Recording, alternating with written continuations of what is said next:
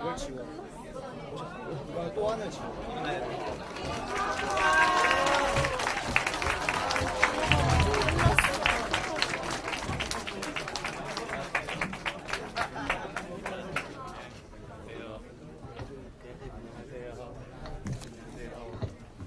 대한민국의 젊은이들의 존경받는 사람.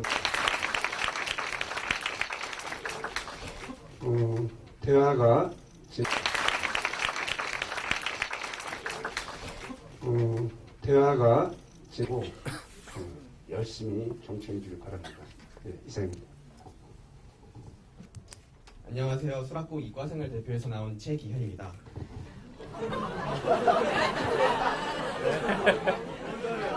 안녕하세요. 수락고등학교에서 이과 두 번째로 대표하고 있는 이건우입니다. 네, 안녕하세요. 나갔나요? 네, 안녕하세요. 수락고등학교 3학년 강준혁이고요. 이번 자리에 오게 돼서 굉장히 영광입니다. 오늘은 노원 콘서트가 열리는 날입니다. 노원 콘서트에 대해 아세요? 그래요? 네. 당연히 알죠. 한 달에 한 번씩 상계동에서 열리는 콘서트 아니에요. 지난 5월부터 시작해서 이번이 8번째 노원 콘서트입니다. 노원 주민이면 누구나 참여하실 수 있고 안철수 의원님께서 항상 함께 하십니다. 그리고 또 좀 더 설명 주시자면은 뭐 퉁퉁 콘서트는 아실지 모르겠는데 그 퉁퉁 콘서트의 그 주제는 확장판이고요. 그 다음에 좀 지역은 한정판으로 만들어진 것입니다. 네, 주민들의 고민을 나누고 해결책을 고민하는 자리이고요. 여기 오신 상계동 어머니들, 아버지들, 학생들, 자영업자분들과 함께 보육, 교육, 일자리, 노후 문제 등 다양한 주제가 이야기가 될 것입니다. 그리고 올해 마지막 노원 콘서트는 여기 지금 수락고등학교에서 바로 시작하겠습니다.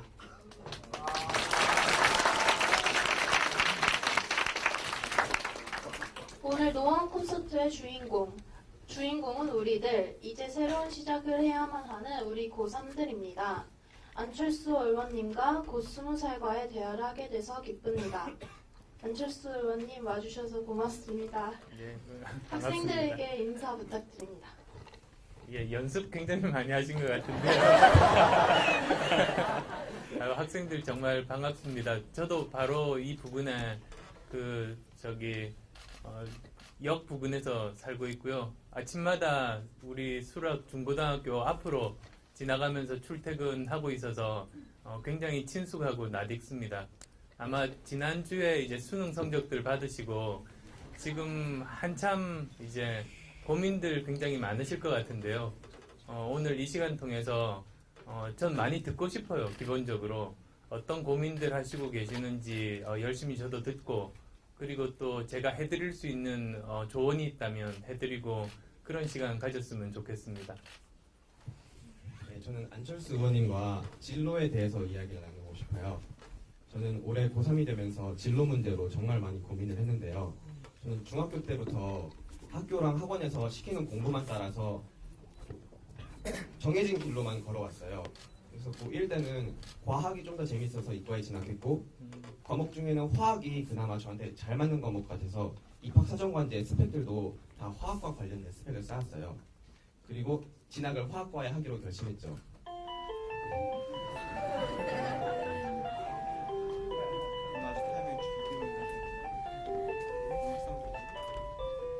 그런데 고3이 돼서 화학을 계속 공부하다 보니까 화학이 점점 어려워지는 거예요.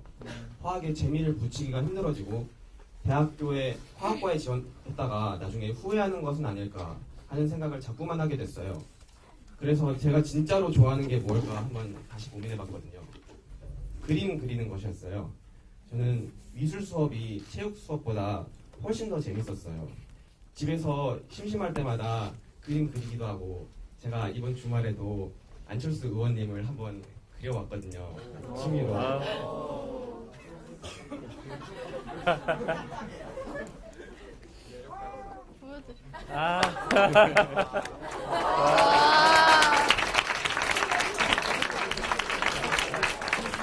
눈이 거의 안 보여. 예. 아유, 고맙습니다. 한 그루의 나무를 표현했어요. 아, 이렇구나.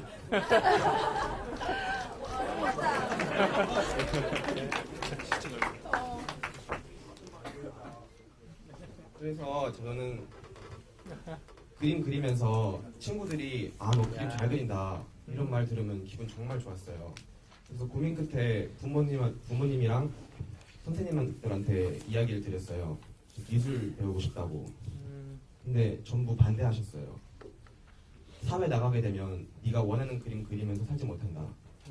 미술 하겠다는 사람은 정말 많고 길은 좁다. 미술 하려면 돈 정말 많이 깨진다. 이러시면서요. 어머님은 끝내 우시더라고요. 그래서 결국 저는 미술을 취미로밖에는 만족할 수가 없었어요. 저처럼 성적에 맞춰서 대학에 지원하는 것이 맞는 걸까요? 꿈과 현실 사이에서 어떤 게 정답일까요? 대답하시기 전에 일단 저도 기현이랑 너무 비슷한 질문이어서 먼저 말씀을 드리고 싶은데요. 일단 저는 현재 물리학과에 지원해서 이제 물리학자가 되기를 희망하고 있는 학생이에요. 근데 물리학에 관심을 갖게 된 계기가 그 중학교 때 저랑 가장 친했던 친구가 이제 스키 사고로 먼저 세상을 떠나고 그러면서 좀 사람을 살리는 일을 해보고 싶다 이렇게 생각을 했었는데 그렇게 제가 의사가 되고 싶다는 생각을 했었거든요 그때. 근데 결정적으로 제가 피를 잘 못 보더라고요. 피만 보면은 막 떨리고 그래가지고 거의 막 절망감에 빠져서 어떻게 하나 고민하고 있었는데 마침 운명적으로 뉴스에서 미약한 전류로 시력을 완전히 잃은 사람의 시력이 잠시나마 조금이나마 회복되었다라는 그 기사를 보고 전기가 답일 수도 있겠구나 하면서 조금씩 공부해 나가던 것이 물리학과에 지원하게 된 계기가 되었고 물리학 전반적으로 매력을 가지게 되었습니다. 그러니까 물리학에 관심을 갖게 된 계기가 생명을 살리고자 하는 일종의 사명감에서 비롯된 거라고 할 수 있겠는데요. 근데 이제 최근에 제가 느끼게 된 건데 게임에 대한 재능과 흥미가 저한테 좀 생긴 거예요. 게임에 대한 것이 이제 플레이하는 쪽이 아니라 게임 만드는 구체적으로 말하자면 인디게임 메이커가 제 제2의 장래 희망으로 생각하고 있는데요. 물리학에 대해서 제가 사명감을 이렇게 많이 갖고 있을 때에는 조금의 취미 생활에 들이는 시간도 아까워서 그냥 물리학에 매진해야겠다 생각하게 되는데 좀 취미 생활을 좀 하고 있을 때에는 이것에 좀 더 시간을 투여해도 좋지 않을까 되게 고민을 많이 하게 돼요.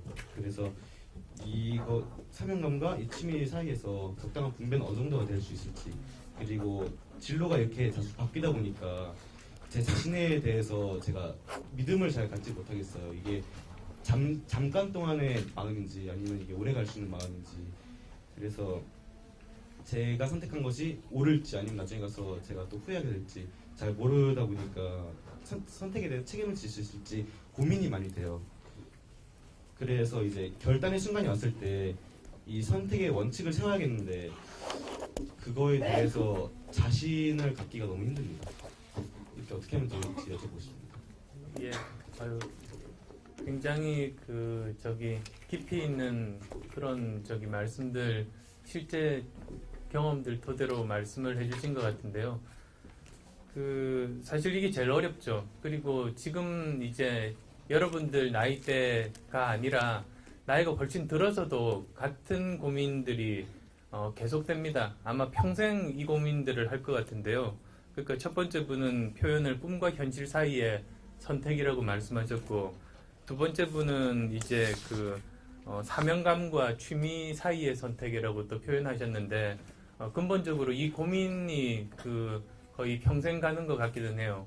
근데 이제 두 번째 학생분이 의사가 되고 싶었지만 피를 못 봐서 좀 그쪽을 포기했다고 하시는데 꼭 그럴 거는 아니에요. 사실은 저도 예전에 의대 가기 전에 제가 제일 고민이 피 보는 게 정말 싫었거든요. 피 보는 게 무섭기도 하고 그래서 과연 할 수 있을까 망설이다가 그냥 갔었는데 가서 보면 또 사람이라는 게 적응이 돼요. 예를 들면 이제 의대에 가서 본과 1학년 제일 처음 하는 게 시체 해부를 해요.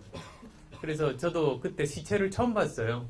근데 그게 그냥 시체가 아니라 포르말린에 담근 채 오래된 시체를 꺼내서 이제 하다 보니 느낌이 굉장히 이상해요. 진흙으로 만든 인형 같은데 포르말린 냄새가 막 코를 쏘고 해부실에 그 시체가 여러 구가 이렇게 놓여져 있으면서 이렇게 조를 나눠서 그 앞에 서게 되면 그게 처음에는 좀 충격이거든요. 그래서 그 중에서 어떤 학생들은 정말 힘들어서 휴학하기도 하고, 그리고 대부분 학생들은 그날 충격 때문에 술 먹으러 가서 실컷 취하기도 하고 막 그렇게 괴로워해요. 근데 한 달쯤만 지나면 어떤 일들이 벌어지냐면, 이렇게 시체 해부하다가 이제 급하잖아요. 그러면 시체 앞에 놓아두고 도시락 까먹고 무슨 칼 집어 던지기 놀이도 하고 나중에 다 그렇게 돼요. 그게 다 사람이 살아가게 돼 있어요. 적응이 되게 돼 있거든요. 왜 공포 영화 볼 때 귀신 나오기 전이 무섭지 귀신 나온 다음은 안 무섭잖아요. 일단 하게 되면 그냥 하게 돼요. 다들 사람들이 하는 일이라. 그래서 여러 가지 이 직업이라든지 일을 선택할 때 고민할 때 어쩌면 굉장히 사소한 한두 가지 일 때문에 완전히 결정을 바꾸거나 그러지는 않으셔도 될 것 같아요. 다 일단 이제 그 일을 하게 되면 다 사람들은 다 견딜 수 있는 법이기 때문에요. 그런데 이제 제일 고민이 되는 부분들이 그런 부분들이겠죠. 내가 하고 싶은 일이 있고, 그리고 또 한편으로는 내가 그나마 지금 잘하고 있는 일이 있는데 둘 중에 어떤 거를 택해야 되나 이런 고민들이 있잖아요. 근데 방법 중에 하나가 둘 다 해볼 수 있어요. 근데 고생할 거는 각오를 해야 돼요. 그래서 예를 들자면 이런 거죠.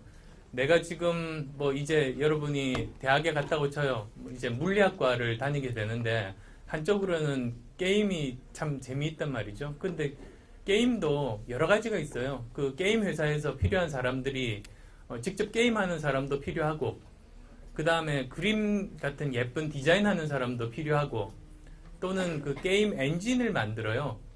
그러니까 그 게임 내부에 굉장히 복잡한 알고리즘 방법들을 개발하는,데 거기는 물리학적인 지식이 굉장히 많이 적용이 돼요. 그래서 이렇게 칼을 휘둘러서 상대방을 죽였을 때 그때 그런 것들 다 게임에서 내부적으로 다 계산해서 하는 거니까요. 그 그래픽 엔진 같은 것들은 다 물리학 잘 아는 사람들이면 굉장히 유리하죠. 그리고 또 그것뿐만 아니라 또 뭐가 있을까? 프로그래밍, 일반적인 컴퓨터 프로그래밍 잘하는 사람도 필요하고 여러 가지 다양한 분야들이 있는데, 만약에 물리학과인데 이제 그래픽 엔진 쪽을 일을 한다면 그 둘은 사실은 접점이 있는 거예요. 그래서 둘 다 사실은 할 수 있는 거고, 그게 아니라 예를 들면 좀 동떨어지지만 그림을 잘 그린다고 치죠. 그래서 나는 물리학을 하고 있는데 지금 그림 쪽에 취미가 있다고 하면 둘 다 해보는 거예요. 근데 굉장히 고생은 됩니다. 왜냐하면 그냥 보통 학생들은 낮에 공부하고 저녁에 친구들과 놀러도 다니고 이제 주말이면 취미생활도 하는데, 만약에 둘 다 하고 싶은 어느 걸 선택할지 고민하는 학생들은 아예 고생할 각오를 하고 주중에는 물리학을 하지만 나머지 저녁 시간이나 주말은 열심히 그림 연습을 계속 하는 거예요. 그쪽으로 또 사람들도 만나고 그러는 거죠. 그러면서 하나하나 이렇게 하다 보면 나중에 되면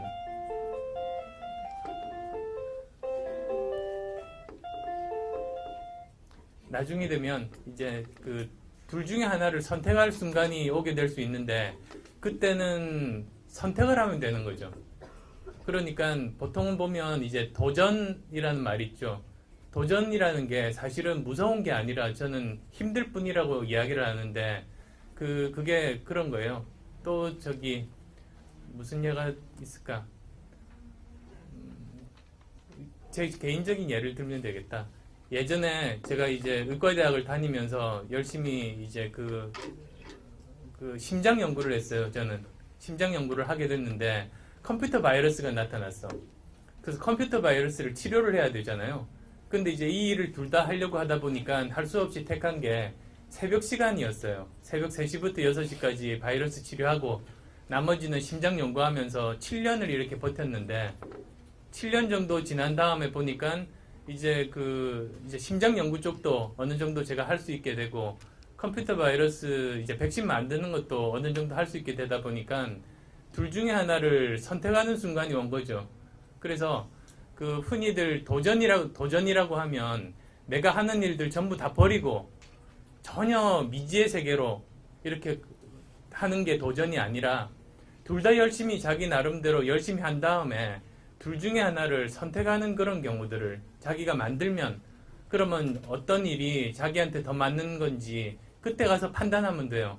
열심히 잘 각오만 하면 이제 그런 사람들에겐 그런 기회가 주어지는 법이죠.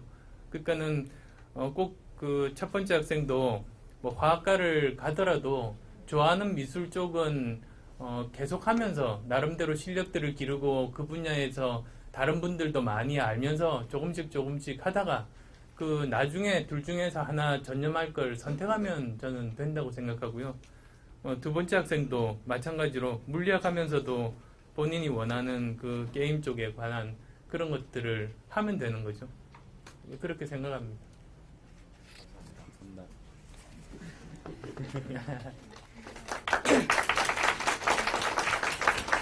행복을 가지며 살아갑니다. 제 얘기를 해보자면 제 인생의 행복과 재미는 글쓰기에서 나옵니다. 어떤 재밌는 생각은 바로 소설의 소재거리로 이어질 때도 있고 하루에 시를 5편까지 쓰는 날도 있어요. 글을 쓰기 시작하면 제 손은 쉴 새 없이 움직입니다. 쓰기 전까지 하던 많은 생각들은 어느새 사라지고 저는 제 손이 써내는 글을 재밌게 바라보는 독자가 되어 있는 거예요. 이건 경험해본 사람만이 알 수 있는 글쓰기의 세계입니다. 어쨌든 저는 시를 써서 전국대회에서 작은 상을 수상한 경험도 있고 제 자전적 이야기를 쓴 단편소설로 스스로를 돌아보기도 했습니다.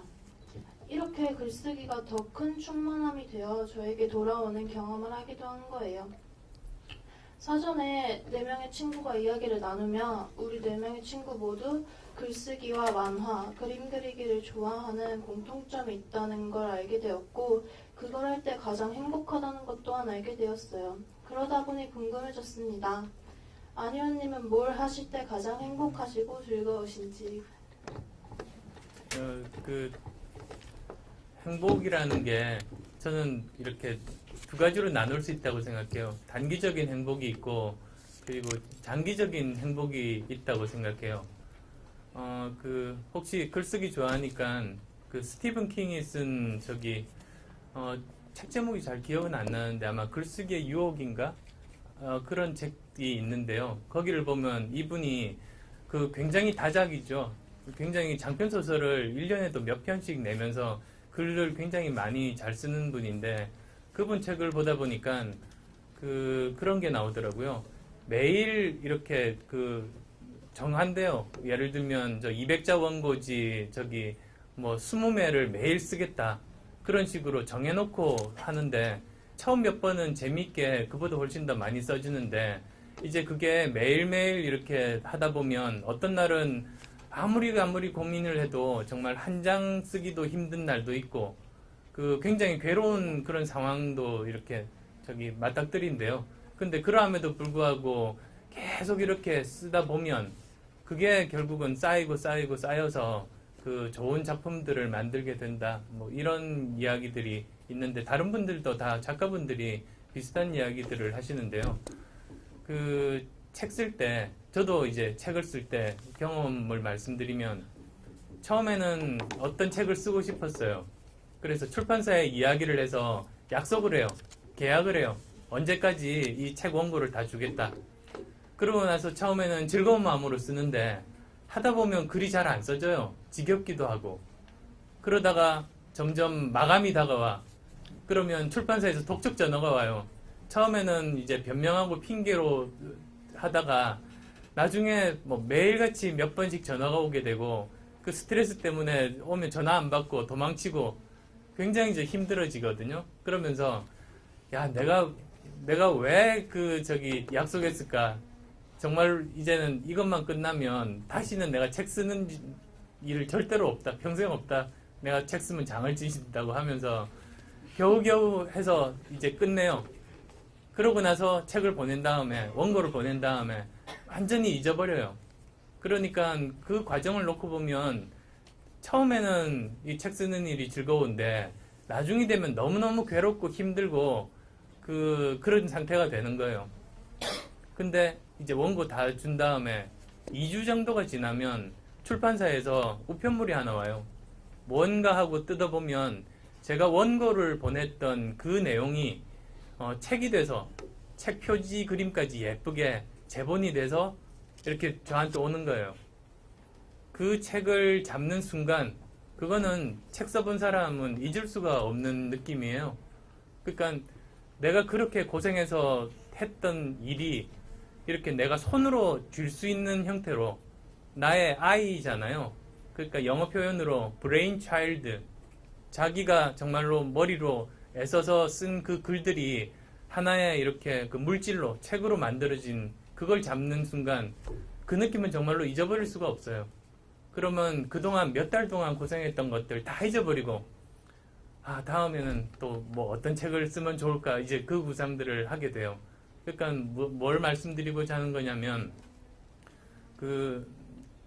이렇게 자기가 원하는 일을 선택했다고 해서 행복해지지 않아요. 그러니까 저 원하는 일을 선택하기도 힘들죠. 그런데 내가 지금 하고 있는 일은 너무 지겹고 단순 반복적이고 힘들고 재미가 없으니까 다른 일을 하면 더 행복해지겠지. 내가 원하던 하고 싶은 일을 하면 행복해지겠지 하고 하고 싶은 일을 선택을 해도 처음 순간이 지나고 나면 똑같아요. 힘든 것도 마찬가지고 정말 이렇게 회의에 빠질 때도 많고 막 불행하다는 생각도 들고 그렇게 되는데 마지막에 자기가 처음에 원해서 택했던 일이 중간 과정은 힘들지만 나중에 그게 결과물이 나온 그 순간은 무엇보다도 더 큰 이제 보람을 느끼게 되는 거죠. 그래서 보면 단기간의 어떤 행복보다 오히려 자기가 원하는 선택을 함으로써 얻을 수 있는 건 아주 오랜 시간이 지난 후에 자기가 원하는 일을 해서 어떤 일을 이루었을 때 그 일이 남들이 알아주든 안 알아주든 상관없어요. 그거는 자기가 정말로 원하는 일을 이루었을 때 그 순간 행복이 저는 진짜 행복인 것 같아요. 네, 잘 들었습니다. 박수 한번.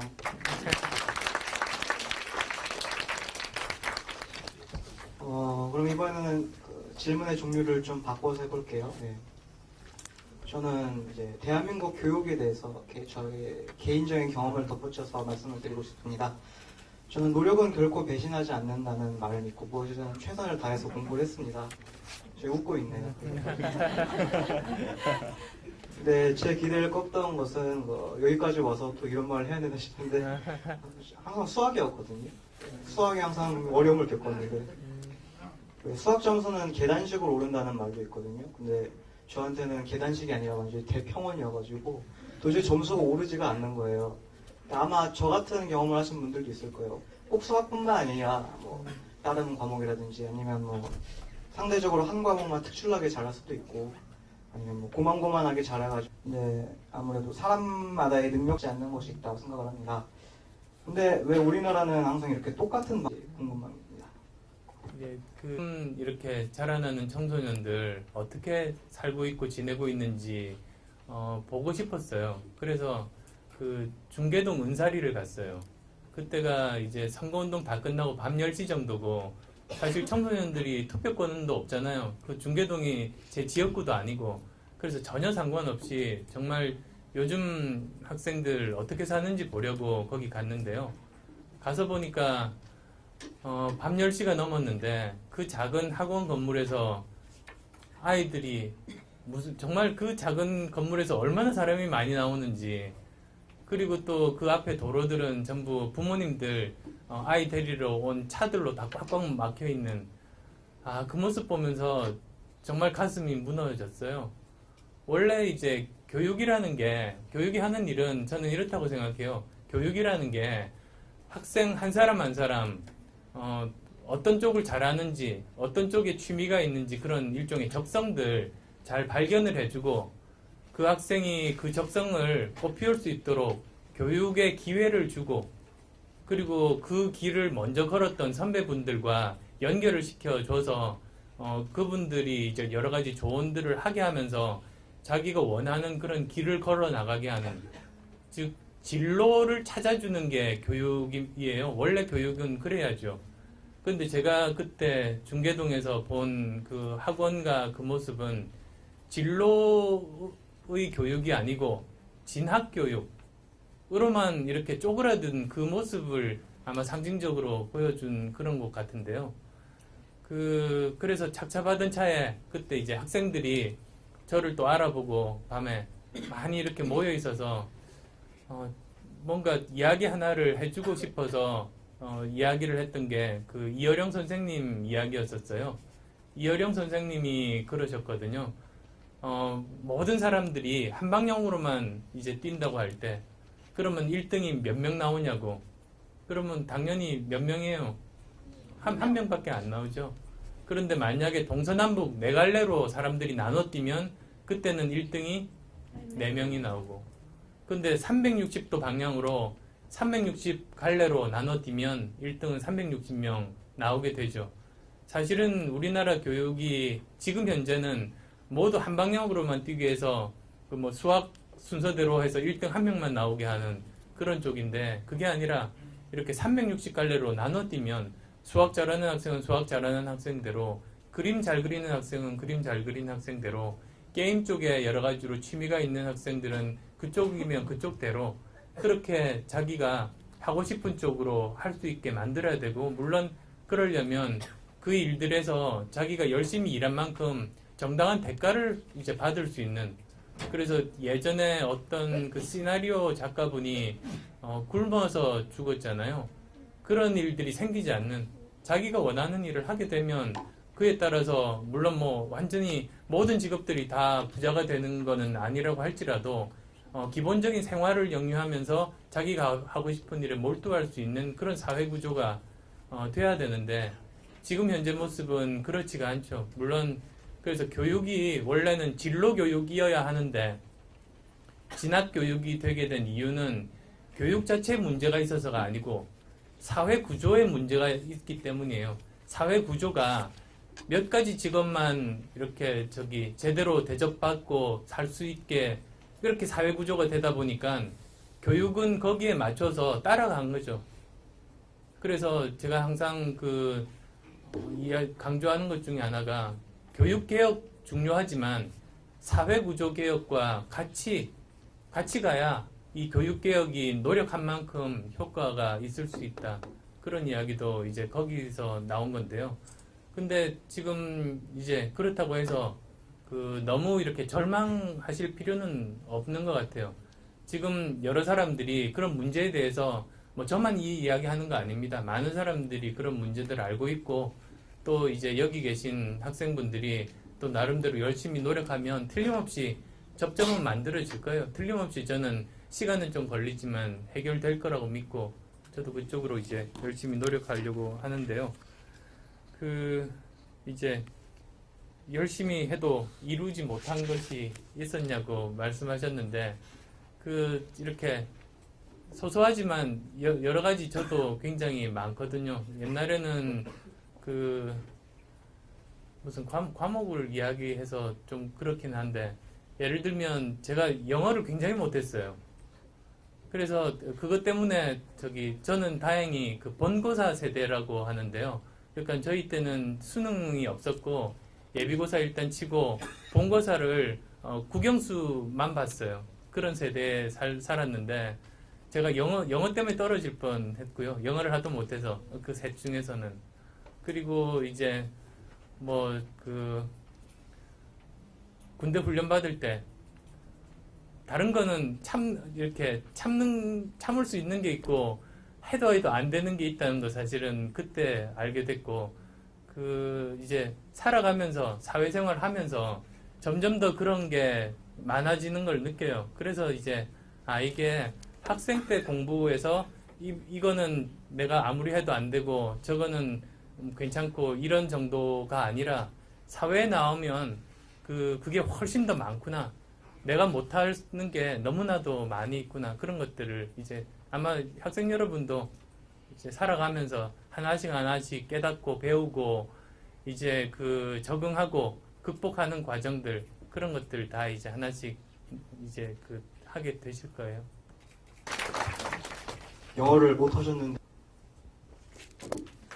것처럼 교육 제도에 대해서 이야기를 나눠보고 싶은데요. 올해 수능이 A, B형 선택으로 바뀌었잖아요. 예. 또 내년에는 영어는 A, B형만 폐지된다 그러고 그 입시 제도가 수시로 바뀌잖아요. 또 수시 전형은 논술은 준비해야 되는 건지 입학 사정 관제가 나한테 유리한 건지 아무리 봐도 막막하고요. 제 사촌 동생이 중학생인데 벌써부터 저한테 입시 상담을 할 정도로 입학 문제가 정말 까다롭잖아요. 근데 인서울은 수험생 3분의 1도 채 못하잖아요. 그런데도 인서울을 강요하는 어른.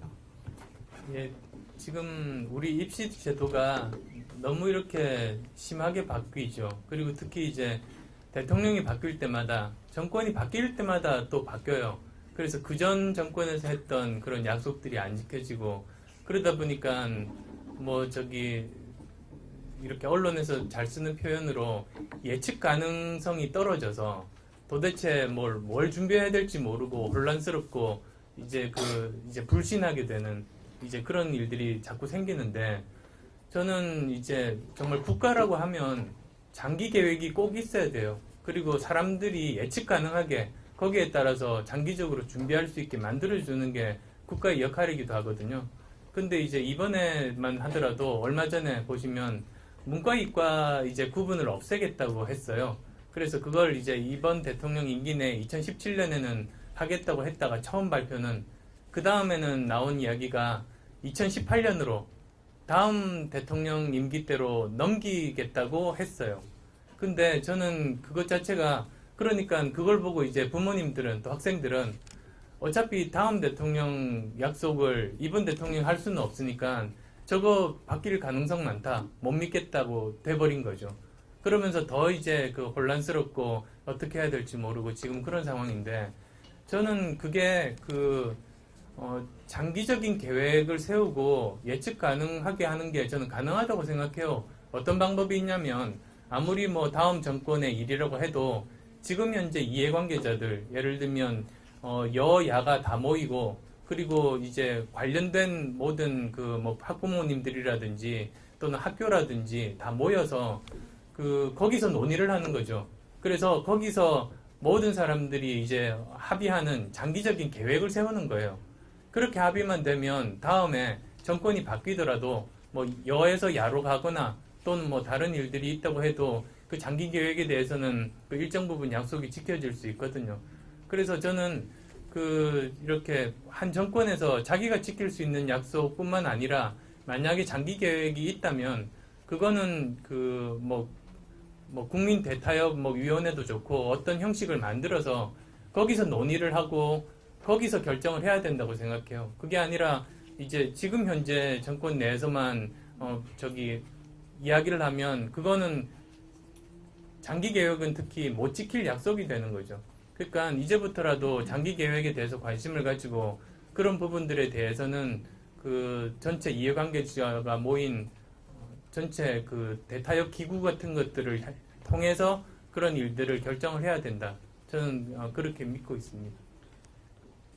그다음에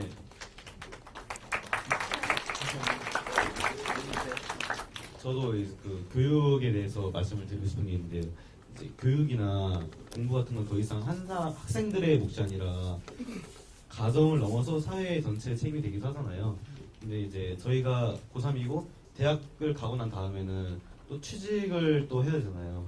근데 등록금이나 생활비 때문에 그렇게 어디에 취직을 하고 싶다, 무엇이 되고 싶다 할 만큼 꿈을 이루기 위해서 돈을 모으거나 아니면 여유를 가질 여유가 없는 그런 경우가 굉장히 많아요. 그래서 요즘은 서민층뿐만 아니라 중산층 아니면 그 이상이라도 교육비나 그런 것 때문에 진짜 등골이 휘는 그런 경우가 굉장히 많다고 들었거든요. 소위 말하는 상위 1% 그 이상만이 경제적 부담이 전혀 없이, 정신적 부담 없이 자신의 꿈을 향해서 나갈 수 있다고들 많이들 말을 해요. 그래서 사회의 첫 발을 내딛는 저희 20대이자 서민 혹은 중산층인 저희들은 앞으로 어떻게 해야 할지 방향성에 대해서 좀 제시를 해주셨으면 합니다. 원래 이제 정의로운 사회는 저는 운동 경기와 같다고 생각해요. 그러니까 예를 들면 100m 달리기를 한다고 할 때 어떻게 해요? 처음에는 모든 사람들이 이렇게 출발선에 설 때까지 기다리잖아요. 그리고 이제 총을 쏘면 그때 동시에 같이 출발해요. 그리고 이제 뛰고 있을 때 이제 선생님들이 감시하는 거죠. 혹시나 누가 잡거나 다리 걸거나 하는 학생, 반칙하는 학생 없게 선생님이 감시를 하고, 그리고 이제 그 결승점에 도달해서 1, 2, 3등이 정해진 그 순간도 실력은 좋은데 도중에 이제 넘어진 학생이 있으면 다시 다음 경기 출전시켜서 재도전할 수 있는 기회 주고, 근데 좀 이렇게 감기가 걸리고 좀 상태가 안 좋은 학생이 있다고 할 때 그냥 버려두는 게 아니라 그 학생이 이제 양호실에 가서 충분히 쉬게 하고 다시 또 이렇게 복귀할 수 있도록 하는 게 운동 경기잖아요. 제대로 된 운동 경기. 사회도 똑같아요. 사회도 사실은 모든 사람들에게 공평한 기회를 줘야 돼요. 같은 선상에서 출발할 수 있도록 만들어 줘야지 되고, 그리고 또 경쟁하는 중간에 그 덩치가 크다고 해서 반칙하는 학생들 없도록 감시하고 그런 학생 나타나면 벌을 줘야죠. 그리고 나서 이제 1, 2, 3등 정해졌을 때도 그냥 내버려 두는 게 아니라 그 중에서 그 다시 재도전할 수 있는 기회를 주거나, 재도전할 만한 힘도 없는 사람들은 그 사회적인 안전망을 통해서 계속 보호를 해줘야 돼요. 그게 우리 사회가 하나의 공동체로 잘 살아갈 수 있는 그런 길인데요. 그게 전체적으로 이제 그게 아마 정의로운 사회에 대한 이야기일 텐데, 지금 현재 우리나라가 그런 면에서 아직도 갈 길이 굉장히 멀죠. 모든 사람들이 공평하게 아직 기회를 가졌다고 말하기가 힘들고, 과연 그 경쟁하고 있는데 정말로 그 반칙한 사람 벌 주고 뭐 그런 일들을 제대로 잘 하는가, 거기에 대해서 사람들이 아직도 좀 믿음이 좀 부족하고, 그리고 사회적인 안전망이나 또는 패자에 대해서 재도전 기회 주는 것도 우리 사회가 아직 미흡하거든요. 그래서 우리가 지금 갈 길들이 굉장히 먼데요. 그래서도 이제 우리 사회 구조적인 문제들 이제 바꾸기 위해서 노력을 해야 되는데, 문제는 지금 현재잖아요. 지금 현재 여기 계신 분들처럼 당장 이제 학교를 가고 또는 사회에 진출하면서 일하기 시작해야 하는 사람들은 지금 현재 우리 사회의 여러 가지 그 미흡한 구조들 때문에 괴로움을 겪을 수밖에 없는 지금 그런 상황이에요. 그게 제가 몇 년 전에 청춘 콘서트라고 해서 전국을 돌아다니면서 그 청년분들을 많이 만나면서 제가 해주고 싶었던 이야기가 그거였어요. 그러니까 그때 저는 두 가지를 이야기했어요. 지금 현재 우리 사회 구조가 아직 그 여러 가지로 미흡한 점이 많다.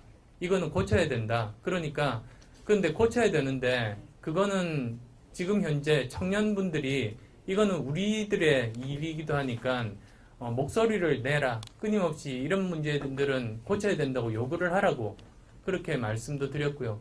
근데 또 두 번째로는 지금 사회 구조를 바꿔야 된다고 이야기를 해도 이 사회 구조라는 게 바뀌는데 시간이 많이 걸려요. 그래서 어쩌면 10년 후에, 지금 주장하면 10년 후에 사회 구조가 조금이라도 개선될 수도 있는데, 그러면 지금 현재 계신 분들보다 10년 아래 그 동생들이 그 혜택을 받을 수 있겠죠. 그래서 그럼에도 불구하고 이 사회 구조가 바뀌어야 된다는 거에 대해서는 모두들 이제 이야기를 하고 주장을 해야 되고, 그렇지만 지금 당장은 이 사회 구조가 바뀌지 않을 수 있다고 그런 전제하에서, 이런 구조하에서도 나는 살아남아야 되니까, 또 행복을 찾아야 되니까 그럴 수 있는 방법들을 열심히 하는 개인적인 노력들이 필요하고, 거기에 대해서 그 여러 가지 뭐 제 개인적인 경험도 말씀드리고, 그때 또 여러 게스트들도 많이 초청했어요. 그래서 그분들을 통해서 여러 가지 그 방법들 이제 말씀드리고 그랬던 게 청춘 콘서트였었는데요. 지금 이제 몇 년이 지났는데 지금 상황도 여전히 사회 구조가 그렇게 많이 바뀌지를 않았고, 지금도 여전히 이제 그런 방법들을 찾아야겠죠. 즉 사회 구조가 바뀌어야 된다는 것에 대한 우리 공동체를 위한 주장과 동시에 이제 각 개인들의 그 노력들이 필요하다. 그렇게 말씀드리고 싶습니다.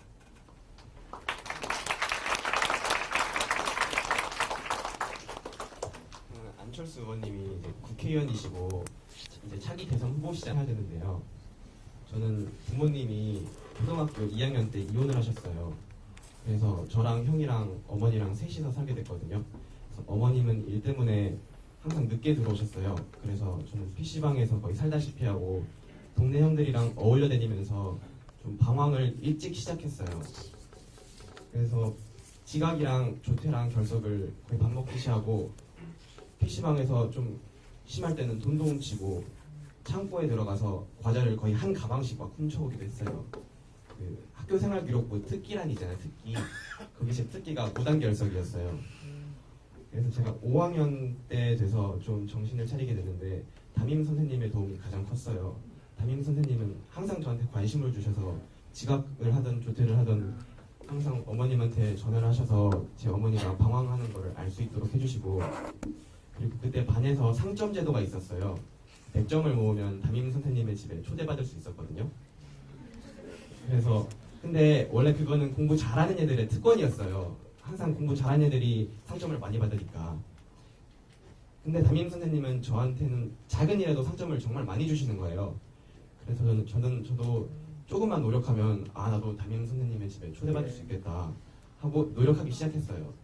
그리고 담임 선생님은 정말 작은 일에도 칭찬해 주셨는데 쓰레기통 옆에 쓰레기를 주워도 칭찬해 주시고 지각 안 했다고 칭찬해 주시고 정말 작은 칭찬이지만 그 칭찬이 정말 좋았어요.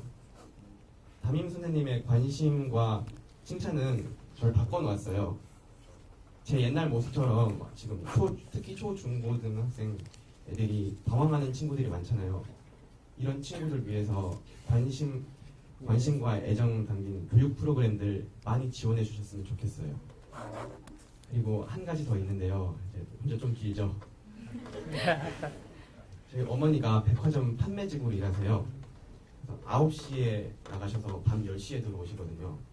정말 열심히 일하시는데 백화점들이 직원들을 엄청 부려먹어요. 어떨 때는 빵 조가리 간식 하나 주면서 30분 동안 연장 근무를 시켜요. 수당 없이. 그러면 연장 근무하고 매대 정리하고 손님들 다 나가실 때까지 기다리면 거의 1시간을 수당 없이 강제로 일해야 돼요. 그리고 시각장애인분들 길 찾아가시라고 노란색으로 포장된 길 있잖아요. 그 위에다가 매대를 깔고 와서 추운 날 밖에서 직원들 판매를 시켜요. 저희 어머님 정말 열심히 일하시는데 월급은 정말 쥐꼬리만큼 받거든요. 저희 어머니처럼 열심히 일하시지만 좀 어려운 여건 속에서 일하시는 분들 위해서 안철수 의원님이 목소리 내주셨으면 좋겠어요.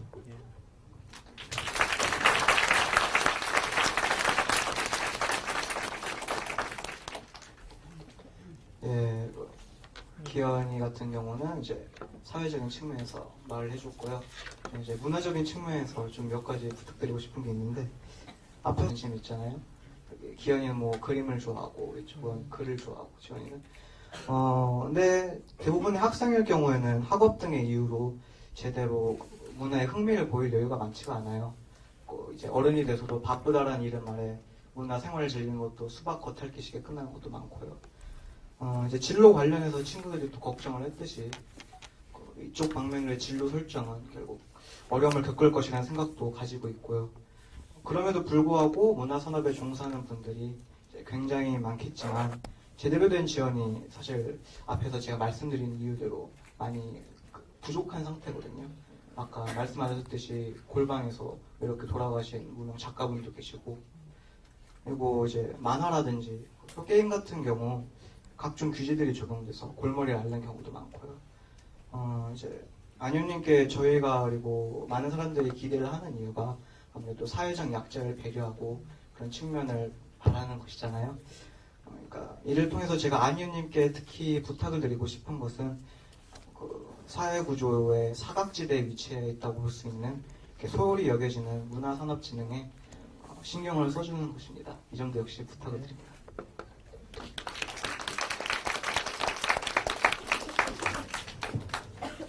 저도 한 가지 부탁드릴 것이 있는데, 제 얘기를 먼저 하나 드리자면, 전 평소에 차도 사람도 없는 그런 새벽의 길에서도 신호를 지키고자 하는 편이거든요, 되게. 근데 그걸 보고 사람들이 막 고지식하고 답답하다면서 무지막지하게 욕을 하더라고요.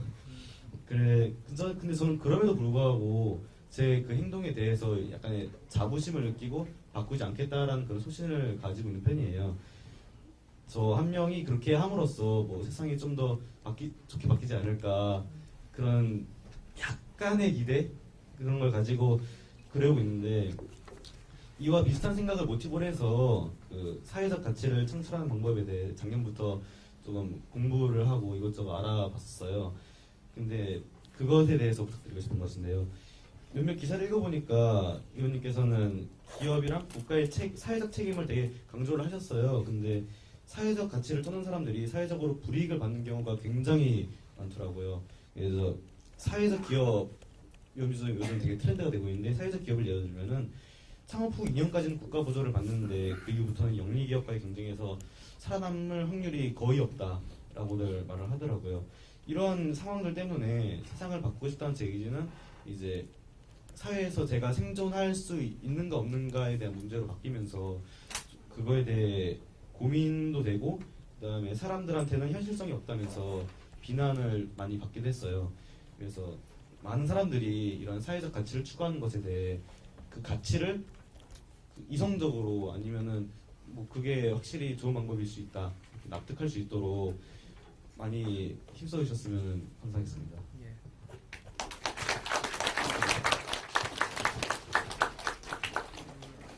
마지막으로 의원님께 질문 하나 드리고 싶어요. 아빠와 저는 평상시에 정치에 관한 이야기를 즐겨하는 편인데요. 그때는 대선이 가까워지던 날이었어요. 그날 저희가 나눈 주제는 당선된 대통령이 자기가 언제 그런 말을 했냐는 듯이 변한다는 것에 관한 이야기였습니다. 그때가 안 의원님이 후보로 출마하셨을 때였는데 제가 아빠한테 안 의원님이라면 다를 거라고 한 번만 믿어보라고 그렇게 말했더니 아빠는 모든 후보가 다 그럴 것이라고 확신하셨습니다. 저희는 우리 서민을 위해 울어줄 수 있는 대통령, 아빠가 우리 서민을 위해 울어줄 수 있는 대통령이 나오는 것은 기대도 하지 않는다고 단언하시더라고요. 저는 아빠가 이렇게 확신하는 사실이 너무나 슬펐습니다. 민생을 대표해서 살펴야 하는 대통령이 서민을 울어줄 수 없다는 사실이 너무 슬퍼서 농담삼아 아빠한테 내가 그런 정치인이 될게 라고 말했더니 아빠가 정치를 하려면 스카이 대학 중 하나를 나오고 돈도 많아야 정치를 할 수 있다고 하셨습니다. 이 두 가지 조건이 충족되지 않으면 사람들이 저를 뽑아주지도 않기 때문에 정치는 꿈도 꿀 수 없는 이야기라고 하셨는데요. 저는 지금 정치를 하는 사람들이 이미 너무나 많은 걸 가진 기득권층의 사람들이기 때문에 우리들을 위해 울어줄 수 없는 것이라는 생각이 들었습니다. 그래서 안철수 의원님께 묻고 싶어졌습니다. 돈 많고 학벌 좋은 사람과 사회에서 불이익을 당했는데도 챙김받지 못해 슬퍼하는 사람들을 위해 울어줄 수 있는 사람, 이 둘 중 누가 정치를 해야 옳은 건지 묻고 싶습니다. 이야기들 뭐 저기 기성세대보다 더 잘 진솔하게 말씀해 주셨는데요. 아까 이제 첫 학생이 담임 선생님 참 좋은 선생님 이야기를 해서 문득 그 생각이 떠올랐어요. 예전에도 제가 어떤 학교를 갔는데 그 중에서 어떤 담임 선생님이 초등학교예요. 초등학교 5학년인가 아마 그럴 텐데 아침마다 맨 처음 일찍 이제 그 교실에서 학생들을 기다린대요. 그래서 학생들이 들어오면 이렇게 꼭 안아주신대요. 그렇게 매일 이렇게 한 사람 한 사람 다 아침에 이제 교실로 오는 학생들 다 안아주면서 하루를 시작을 하시는데 그러다 보니까 처음 학기 시작되고 한 달 정도 지나면 그 전 학기 때 애들 많이 때리고 거칠고 문제 많은 아이들도 굉장히 유순해진대요. 그러면서 정말 문제가 없이 잘 가는데 그런 모습들도 보고 또 이제 그 좋은 선생님 이야기를 하시는 그 이야기를 듣다 보니까 어쩌면 모든 문제가 교육 문제나 사회 문제나 다 제일 기본은 인간관계인 것 같아요. 지금 우리 대한민국 교육이 문제가 많다고 많이 그러잖아요. 그런데 그거를 해결하기 위해서 지금 하고 있는 것들이 교육의 내용, 교수법 또는 평가 시스템 이런 쪽만 계속 이야기들을 하고 있어요. 근데 저는 그거 보면서 오히려 제일 문제는 지금 현재 우리나라 교육에서 제일 근본적인 문제는 그 세 주체, 즉 선생님과 부모님과 학생들 간의 인간관계가 지금 굉장히 나빠져 있고 이게 회복이 안 된 상태에서 다른 거를 아무리 해봤자 그게 큰 효과를 보지 못할 거라는 그런 근본적인 제가 문제의식을 갖고 있는데요. 그 모든 건 그래서 인간관계 같아요. 그런 학생과 선생님, 선생님과 부모님, 또 부모님과 학생, 거기에서 제대로 인간관계가 회복이 돼야 그 모든 교육의 문제나 또는 사회의 문제들 다 잘 풀릴 수 있다고 생각하고 그쪽으로 노력을 많이 해야 되지 않나 싶은 생각이 학생 이야기 들으면서 이제 또 들었습니다. 그리고 이제 어머님 말씀도 하셨는데 연장근무 수당 없이 그 계속 사실 뭐 그런 그 대기업에서 일을 시키는 그런 문제를 포함해서 사회적인 약자분들의 이 사회적 약자들이 너무 매일매일 살기 힘들어서 목소리를 못 내죠. 그래서 정치권에서도 보면 오히려 그 목소리 큰 사람들의 목소리만 더 증폭되고 대변하는 쪽이 많은 것 같아요. 그래서 그런 문제들을 사실은 해결해야 되는 게 제일 중요한 문제 중에 하나라고 생각하기 때문에 저도 이제 노원에 와서 말씀들 드리면서 그리고 특히 이제 우리 노원이 어려우신 분들이 굉장히 많으시잖아요.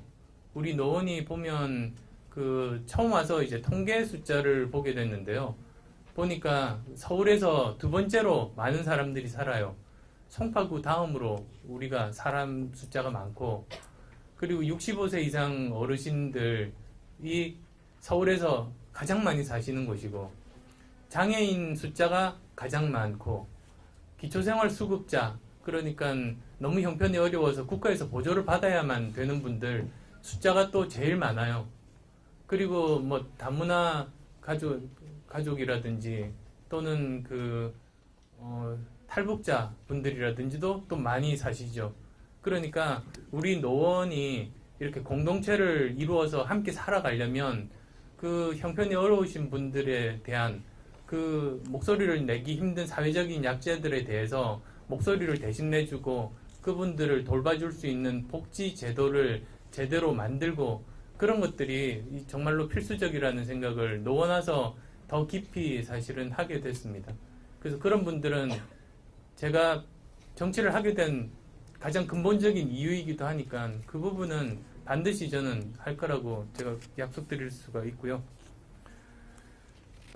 이제 그 다음이 사회적인 책임이 다 좋은데 결국은 이상을 쫓다 보니 생존 가능하지 않는 그래서 이상을 쫓다 보니까 오히려 현실에 치여서 오히려 불이익을 받는 그런 문제들을 말씀을 하셨는데 그게 한편으로는 사회 이런 구조적인 문제 책임이기도 하지만 또 한편으로 일부는 스스로의 책임도 사실은 있는 법이에요. 예를 들면 뭐 여러 가지 예 중에서 사회적인 기업 예만 들면 사회적 기업이 그 비영리 단체와 다른 점은 기업이라는 점이에요. 사회적 기업은 뭐냐 하면 누구의 도움 없이도 스스로 생존 가능해야 기업이라고 이름을 붙일 수가 있어요. 근데 사회적 기업 하다 보니까 기업보다는 사회적이라는 말에 더 이렇게 그 방점을 찍고 그런 지원만 계속 바라면서 좋은 일을 하다 보면 나중에 지원 끊어지면 망하게 마련이죠. 그래서 오히려 첫 2년 지원을 받을 기간에라도 없이도 혼자 살 수 있게 더 치열하게 그 여러 가지 사업 모델이라든지 또는 여러 가지 그 경비에 대한 문제라든지 전략에 대한 문제라든지를 더 고민을 해서 만들어야 돼요. 그래서 살아남을 수 있도록 그 2년은 사실은 살아남을 수 있도록 준비하는 기간이라고 생각하고 해야 되는데 그 치열함 없이 처음에 그냥 2년은 지원 나오니까 뭐 저기 망할 염려는 없으니까 어떻게 되겠지 하고 하다가 2년 지나가 버리고 힘들어지는 거죠. 그래서 스스로의 또 치열함도 사실은 꼭 필요하다. 사회적으로 좋은 일을 하기 위해서는 그냥 그런 사회적으로 좋은 일 한다는 개념 없는 사람보다 더 치열하게 살아야 그게 이제 현실에서 그 구현이 가능하다는 그 말씀 드리고 싶네요. 그리고 마지막으로 이제 뭐 모든 후보가 당선된 다음에 생각을 바꾼다는 그 말씀 들으면서 사실 뭐 저도 지금 정치하는 사람이니까 절대로 나는 그런 사람이 되지 말아야겠다고 다시 한 번 더 계속 각오를 다지게 되는데요. 작년 이제 그 선거 때 어떤 여성단체를 갔어요. 거기서 질문들을 받는데 어떤 분이 그러셔요. 그때 제가 이제 예비 후보로 이제 뛰고 있을 때여서 그분 말씀이 새 후보가 공약을 내놨는데 자기는 차이를 발견할 수 없대요. 그러면 세 사람 중에 아무나 뽑더라도 우리가 5년 후에 우리 대한민국의 모습은 똑같을 거 아니겠냐고, 똑같은 약속인데 그런 말씀을 하셨어요. 그래서 제가 거기에 대해서 이제 답변을 이렇게 했어요. 세 사람 중에서 누가 되더라도 그 모든 약속들을 첫 해에 다 지키기는 힘들다. 왜냐하면 돈이 부족하기 때문에. 그래서 당연히 약속을 해놓은 중에서 먼저 해야 될 것들을 고를 수밖에 없죠. 그러니까 우선순위가 있는데 그거는 결국은 그 사람이 뭐를 진심으로 믿고 있느냐, 그 사람이 가치관이 무엇이냐에 따라서 이제 선택을 하게 돼요. 중요한 거를 먼저 선택을 하게 돼요. 근데 그 당시에 세 후보가 세 사람이 모두 가치관이 다른 사람들이기 때문에 이렇게 공약이 아무리 똑같다고 할지라도 선택하는 게 달라질 수밖에 없고, 그래서 5년 후에 우리 대한민국의 모습은 전혀 다른 모습의 그런 국가에서 살게 될 거다. 그렇게 말씀을 드렸어요. 그래서 항상 중요한 게 어떤 것을 진심으로 믿고 그리고 또 어떤 가치관을 가지고 있는가, 저는 그게 정말로 중요하다고 생각합니다. 그래서 이제 이 말씀 중에서 이제 어떻게 보면 이제 국민의 한 사람으로서 이제 당부하는 이야기들이 저는 많은 것 같고, 그래서 또 이런 말씀들 명심하고 저도 정말 사회적인 약자들을 위해서 대신 목소리 내줄 수 있는, 특히 우리 상계동에 사회적인 약자들이 많은 우리 동네에서 이분들을 따뜻하게 보듬어서 따뜻한 공동체가 만들어질 수 있도록 최선 다하겠습니다.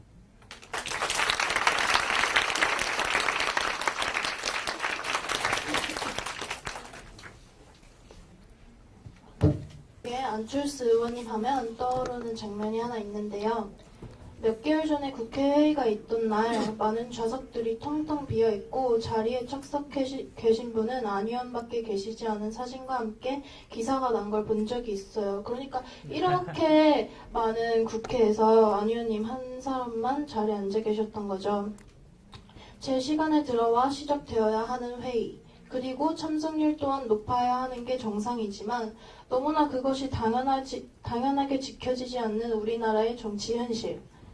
안 의원님은 본인의 의무를 하시는 모습이 기사가 되었을 때 그건 당연한 일인데 그것이 너무나 생소해서 감동을 받은 제가 있었습니다. 국회의원은 국민의 세금으로 국민을 위한 법을 만드는 시민의 대리인의 역할입니다. 대리인이 그 역할을 사명감을 가지고 행하지 않으니 우리는 점점 국회의원에게 불신이 생기는 거였습니다. 모든 국회의원은 이렇다 하고 일반화하려는 것이 아니라 대부분이 이렇다는 것이에요. 안 의원님은 그렇지 않을 거라 믿어 의심치 않지만 구태의연한 정치를 하는 사람이 절반 이상이 되고, 이런 사람들 때문에 민주적으로 굴러가야 할 민주주의의 나라 대한민국이 정치 후진국으로 퇴보하고 있는 것 같아 안타깝고 변화하고 싶습니다. 저는 무언가 변화해야 한다는 것은 알지만 그 방향을 정확히는 모르겠습니다. 최근 안 의원님의 행보를 보면 이런 능동적인 생각을 가진 사람들이 모여 변화의 바람을 일으키자는 것이 의중이라고 생각합니다. 부디 저희들을 위해 그리고 이 나라를 위해 해주시기 바랍니다. 아무리 힘들어도 끝까지 자신만의 신념을 가지고 그 길의 끝에 무엇이 있는지 확인해 주시길 바랍니다. 저도 각박한 세상일지라도 잘 살아남아 보겠습니다.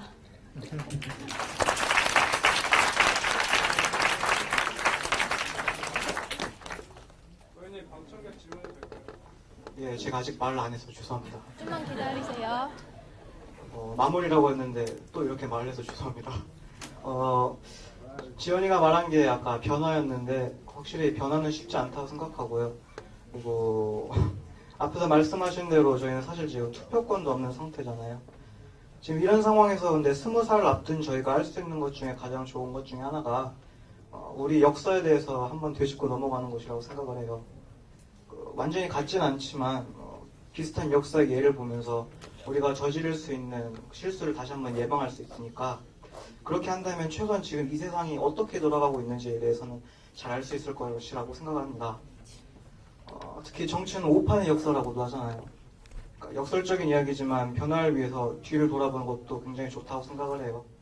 그러니까 우리 모두 역사 공부를 조금만 합시다.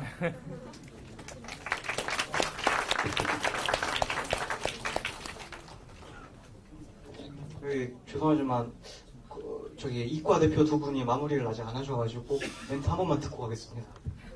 안철수 의원님께서 수락고에서 이런 진솔한 이야기 나눌 수 있는 뜻깊은 자리 마련해 주셔서 정말 감사하고요.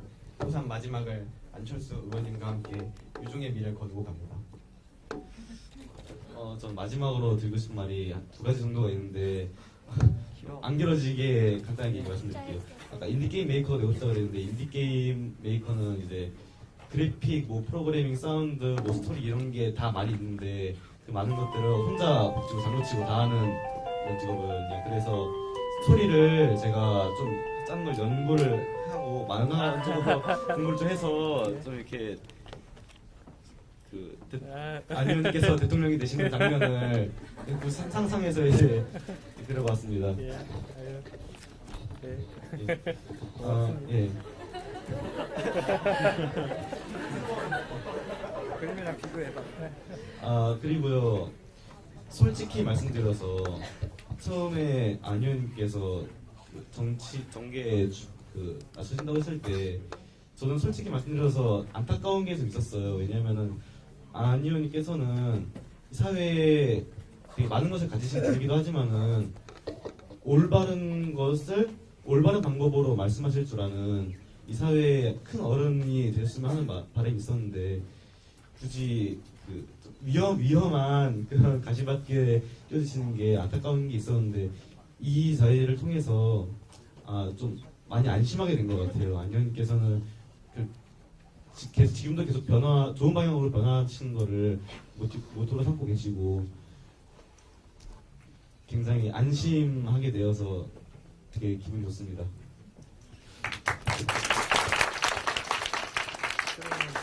너무 질문만 우리만 다 해먹는 것 같으니까. 질문 받고 예 합해서 제가 네, 국어고등학교에서 왔습니다. 안녕하십니까.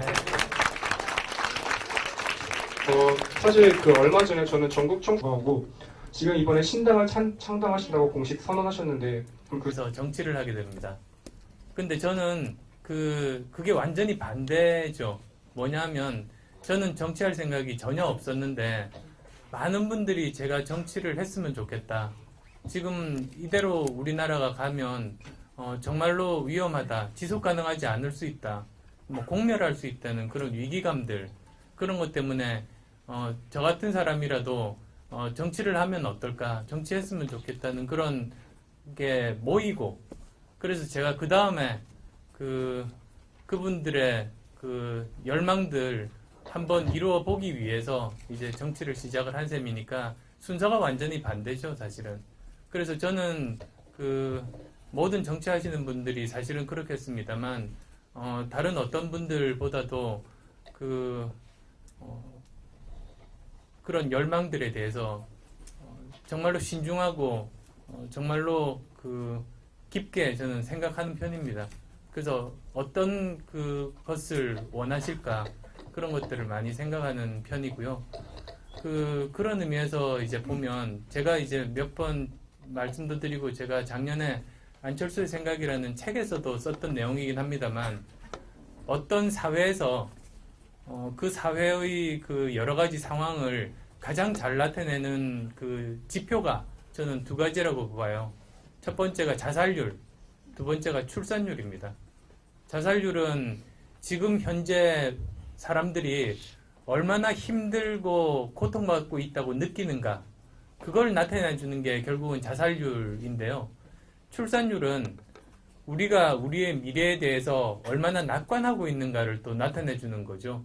그러니까 우리 이 사회에서 내가 결혼을 하고 아이를 낳아서 내가 죽고 나서도 내 아이가 행복하게 살 수 있을까? 거기에 대해서 얼마나 믿음이 있는지가 출산율이죠. 근데 불행하게도 우리나라가 OECD 국가 중에서 자살률 1위, 출산율 최하위예요. 그러면 그 말은 무슨 말이냐면 지금 현재 우리나라에서 살고 있는 많은 분들이 지금 현실이 너무나 고통스럽다고 느끼고 있고 우리 미래에 대해서 희망을 가지지 못한다는 그거거든요, 사실은.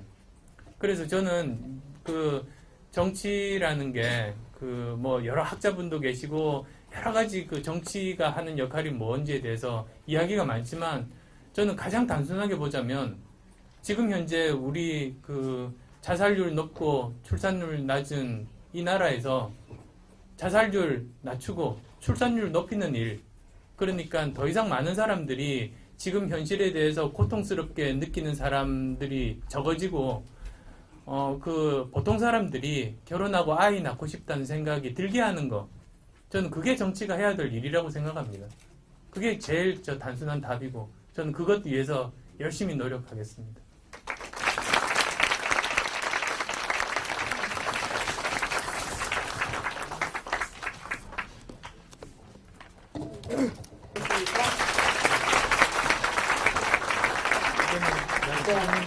지금 우리 학교 작게 마련된 이 학생들과 또 외부에서 오신 손님들에게 너무 감사의 말씀드리겠습니다. 이것으로 이 특강을 마치도록 하겠습니다.